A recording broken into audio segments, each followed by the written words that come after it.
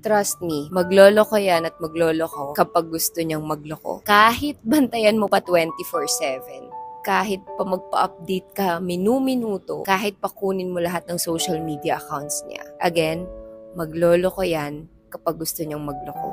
Kaya alam niyo ako bilang isang girlfriend, bilang isang babae, hindi na ako masyado naniniwala sa idea na i-update mo ko 24/7. Sabihin mo sa akin lahat ng lakad mo. Ipaalam mo sa akin kung sino yung mga kasama mo, kung saan ka pupunta, kung anong gagawin nyo. Chill lang ako. Okay lang ako.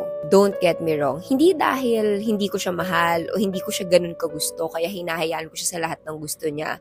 It's just that natuto lang ako. Yang kasing gawain ng pagsistreak, yung paghihigpitan mo yung partner mo, been there than that. Nagawa ko na yan dati sa taong minahal ko din, pero it did not work. Kasi doon ko na-realize na kapag gusto niyang magloko, kahit kaanong bantay yung gawin mo sa taong yan, magagawa niyang magloko.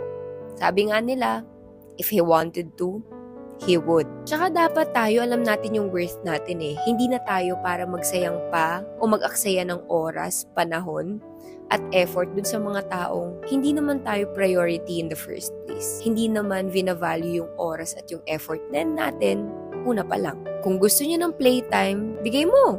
Kung gusto niya mag-aksaya ng panahon, sabihin mo sa kanya, panahon niya lang. Huwag niya idama yung sayo. Kasi ako, never akong masasayangan sa isang taong ako naman yung sinayang. At saka please, huwag niyong stressin yung sarili niyo. Papangit lang kayo.